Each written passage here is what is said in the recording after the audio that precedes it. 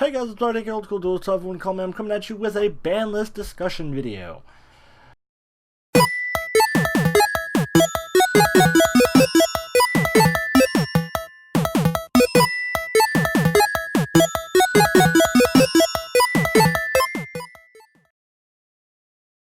So, the September ban list has been out for a minute. I mean, it went into effect August 28th. But it doesn't matter. Doesn't matter. And it's also kind of late. And I've already done tournaments and tons of stuff with the new ban list. So we're gonna go ahead and take a look at the ban list. Okay, so first thing that alarmed me, and I've also had the time to also discuss the ban list with other people, and right now the format sucks. It really sucks. First of all, Performapal Monkey Board was a big hit. Let's be honest, it was a turn 1 scale or pendulum scale card. So it's banned. It was limited, but now it's just banned because it was just straight up put monkey board in pendulum zone. Okay, now search out Skull Crobat. Okay, now summon Skull Crobat. Now grab what was its name? Performapal Odd-Eyes Unicorn. Boom, your scale is set up. Another thing that was really alarming was Kaiser Coliseum. Now, I don't know about me, or it was random. It was completely random. But Kaiser Coliseum, the biggest reason why I think it was random is because I never ran into it. The only time I ever ran into it was Boojins. But at the same time, no one really played Boojins in meta. There was someone that I talked to, they were telling me about Kaiser Coliseum in Cosmos, but that was a rare thing that I ever heard of. I've heard of it, but I've never seen it. But the biggest thing was they only controlled one monster because they just kept using the effect over and over again. Summon Danklaw, or not Danklaw, Dank Destroyer, and just do that and sit on that one monster. That was it. That was only 2 cards that got banned this format. But there was a lot of cards that got put to 1, which was, boy, was that a huge, oh my god. There was Seer, the male Brescia, whatever. Oh, the Burning Abyss, Seer from Burning Abyss. He was set to 1. He was at 2, but now he's at 1, which I think will slow down BA. Won't kill him, but it will definitely slow him down. Ether was definitely something that I kind of saw coming. I saw something get hit in Monarchs, but what they did to Monarchs was just no one's playing Monarchs anymore. Just we're done playing Monarchs. Just Ether in the Monarchs was just crazy. There's Ether, so you know what I'm talking about. But Ether is down to 1, and that hurt the deck really bad. It hurt it really bad. And then another one that threw me off was Cosmo Dark Destroyer. That was, I don't think it killed it. I don't think it killed it completely. The deck, by far, is not dead. It's still playable. They still have the 1 Dark Destroyer. But with this, I think it definitely will start tumbling down, and eventually Cosmos will just be dead for TCG. I think it'll be banned they'll be dead altogether once they come to OCG. But yeah, so that's my take on Cosmos. I'm glad it got put to 1, just because I won't see it as much. But still, it's, the deck's not dead. It's still definitely playable. It's just a little bit slower. A little bit slower. And Magispector Unicorn Kieran. That was put to 1. Oh boy, did that hit me really hard. Because I play Odd-Eyes Magicians. And Kieran was, a big card in the deck, and now that it's at 1, I'm just oh, what is life? The monkey board set to 1. I was oh my god, what is life? So there's 2 hits. Beatrice, Lady of Eternal. She is a BA card, a Burning Abyss card, but she is now put to 1. I don't think she was a big thing that was from what I've talked to other BA players, I don't like BA, so I never played him. I just knew how to deal with them. But it being put to 1, some people oh, it's not going to hurt that much. Some people Beatrice put to 1. What? So it's not a big thing that I think it's definitely going. It's not going to hurt BA. BA are still definitely playable, in my opinion. Because all they got is Seer banned. Was it Seer? No, Seer put to 1 and Beatrice put to 1, and that's really about it. And this is what kind of caught me off guard. That's also an indirect hit to me. but also a hit to Cosmos. Emergency Teleport is now at 1. Before it was at 2, now it's at 1. It's indirect hit to me because I play Quantums, and that's kind of like the only deck I have playable at the moment. So it being put to 1 hurt, because I was like, dang, I can only play 1 E-Tele. But E-Tele does hurt Cosmos because they need that E-Tele to get their stuff out their little guys out faster. Not one for one. What am I talking about? Pantheism of the Monarchs. That was another big hit to Monarchs. That was just like, whoa! Everyone was just like, dang. They go to their Searcher and a draw card for Monarchs, which is, like I said, Konami was just like, Monarchs are done, they're dead. Like I said, they're still playable, but they're just shit. Pendulum Call, Pen Call, whatever you want to call it, wrong one. Pen Call is at 1, which again was a huge hit to me because I loved my Odd-Eyes Magician. Still working on making them play or playing them again. They're not dead. I'm going to tell you that now. Pendulum or Odd-Eyes Magician, they are not dead. It just takes, you have to run other things. Like definitely, if you didn't run Avian at Apex Avian at all, definitely you need to run it at 2 now. You can still run the Karen, which is still a good card to play. It's an amazing card to play. But definitely play Apex Avian. Your Bambuku, you're definitely gonna want to play Bambuku now. And this is another card that definitely caught me off guard. Like I knew they were hitting Monarchs.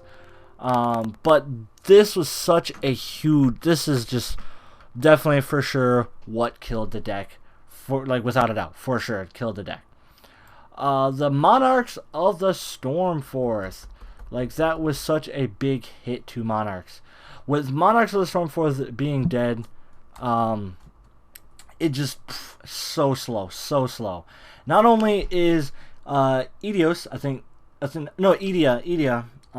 She is going to be putting in, so if you still want to play Monarchs, Edea is your best friend. Domain Monarchs is, you could play extra deck Monarchs, but again, they're definitely going to be a lot slower. But if you play Domain Monarchs, Edea is going to be putting in a lot of work. But then at the same time, we already know what to hit. Like, we already know what to touch. Just don't let Edea effect go off. That's it for limited. For everything, now we're going to move on to semi-limited, which is Max C got put to 2. For some people, I got a mixed opinion on it. For me, Max C at 2 doesn't hurt me because I would only ever run Max C at 2 unless I was playing my Exodia deck, which I'm thinking of putting back together for this format just because I really don't know what else to play. But Max C at 2, honestly, I don't think makes that much of a difference in the game. For some people, they're like, oh, Max C, I side deck 3. Like, okay, you just really want to draw. Which I thought was definitely random. Max C being put at 2. Yes, it is one of the better hand traps, but it's definitely a card that I could honestly do. Like, it doesn't affect me. Some people might, but for me, it doesn't affect, and a lot of people that I know it doesn't really affect. Thunder King Ryle being put to 2. That I did not see coming. Like, that was random. Like, no one ever played Thunder King Ryle. Some people that it is at 2, I've seen people build some decks where they're like, oh, E-Hero Thunder King Ryo deck, where Thunder King Ryo is a big play in the deck now. Same thing with Wind Up Magician. What? That's all I gotta say to that. What?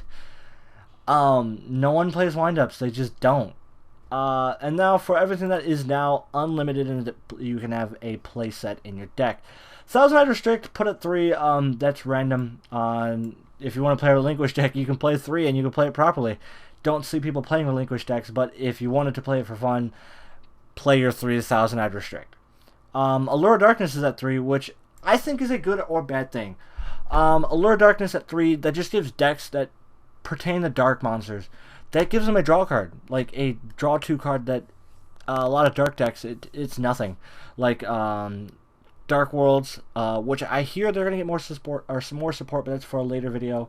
But Lure of Darkness, play in Dark Worlds, you can play 3 now, which is actually not that bad. If you wanted to, you could play BA with 3 Allure of Darkness. Luna Lights, you can play with 3 Allure of Darkness. I wouldn't recommend it, but you can. It's just more draw power, but that just takes away a monster that you could use. So I'm indifferent. Like, Allure of Darkness was just like, okay, it's at 3, but not a lot of people play it. Honestly, if you wanted to, you could play. I know this is a random deck to say, but you could play Synchrons with Allure of Darkness at 3. And Black Wings, Allure Darkness at 3. That is a big card that I think if you play at 3, then yeah, you're good. You're set. Gold Sarcophagus is the last card that I'm going to talk about, and this actually has something that I want to talk about for a second, because me and the team, we were talking about it. We're like, okay, Gold Sarcophagus. Why is it at 3? No one plays it. Who cares? Because that's what happens. That's most of the time what happens when cards get put to 3. It won't make that big of a difference in the game unless they're planning for something. That is something that I've also heard about. That Gold Sarcophagus becoming an Allure Darkness and Gold Sarcophagus, like with Allure being put at 3 and talking about the Dark World support, that could be something that they're planning for. They want to give Dark Worlds a better chance of playing. Gold Sarcophagus. Now, Gold Sarcophagus, the reason why it was put to 1 is because of Ritual Beast. But also at the same time, I want to mention that Ritual Beast Conahawk, that's his name. There's a Ritual Beast that was definitely... Oh, that's what it was. It was a Ritual Beast that was put... There it is. Ulti Conahawk. That's what it is. Ritual Beast Ulti Conahawk being put to 1. That and... the Gold Sarcophagus being hit to 1 was what slowed down and basically killed off Ritual Beast. With Gold Sarcophagus being put to 3, can Ritual Beast get a chance to come back? Plus, they're also getting more support. Ulti Conahawk, it is at 1. We've already established that. Ulti Conahawk is at 1. I could have swore Ritual Beast Conahawk was at 1, was banned. I could be mistaken. I'm not seeing it, but Ulti Conahawk was a big play in the deck.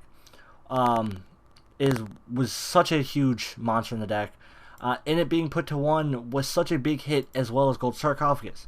So, with Gold Sarcophagus being put to 3, and Ritual Beasts are about to get a little bit more support, and from what I hear, that is good. That means that they're going to get more support and more playability. Does that make a difference? I don't know. I really have no idea if that makes a difference. Some people can argue that, some people can't, but that's just me. And that's what I feel. I feel like it honestly won't make a difference. Ritual Beasts are dead, unless the new support really is the new support plus Gold Sarcophagus being put at 3. If that is what brings Ritual Beasts back and make them playable again, cool, awesome. I'm glad, because Ritual Beasts were definitely an interesting deck to face. But do I honestly think it'll make a difference? No. But that's just my take on it. But at the same time, most of the time, what Konami does is when they put cards to 3, or they banned random cards, or like limit and semi-limit and banned all this fun stuff, cards randomly, that people are like, okay, what is that going to do for the game? It does come out of nowhere, and people do say like, oh, because it was put at 2, like Thunder King Ryo, people are building Hero Thunder King Ryo decks, which I've actually seen play, and they actually are pretty smooth, and they do run very well. But what is meta, guys? Right now, meta consists of Blue Eyes, which is deadly, which I'm definitely building. Like, I'm building the max version, so expect a deck profile of that. BA, they're still meta. They are still technically considered meta. Cosmos, those are also meta. That is the only 3 decks off the top of my head I can think of that will make a difference in the game at the moment, that are meta and are still what's good. I mean, there's also still a bunch of other decks that I've seen top at random. Like, why are they topping? I don't know. But, you know, who knows what this format has in store. There's tons of new stuff coming. If you keep up with the show, honestly, you will find it. You will see what new cards are coming out. Like, Black Wings and Arc V show. They got a lot of support, and they got a lot of good support. And they're definitely playable and definitely good again, as you can see. And don't worry, I will do an update profile. I will have Mateo do an update profile, just because he's changed the deck a lot. Plus, he's also got some other decks in the works. Also, another deck that I do say is meta. Yang Zing Metal Foe. Yang Zing Metal Foe. The Metal Foe coming out, plus Yang Zings, they got support, and they're getting more support. And the Metal Foe engine just mixed with the Yang Zings they're just even better. They're just way better. They play a lot smooth, and they're going to be meta. They're expensive to build. Like, they're rising in price. But who knows what meta is going to be. Who knows what this format has in store. But that's really about it on the ban list. Just a quick thing I want to add. I'm going back to my regular schedule. I know I missed the last 2 weeks of uploads just because I was just busy coming back from vacation. Just made work crazy. But things are catching up. I'm able to start doing the schedule again. So expect videos this week and hopefully continuing on and on. But thank you guys so much for watching. Don't forget to like, subscribe. Don't forget to like, share, and subscribe to my other videos. All links to social media is in the description below. Thank you, and have a wonderful, beautiful night, day thing, or whatever.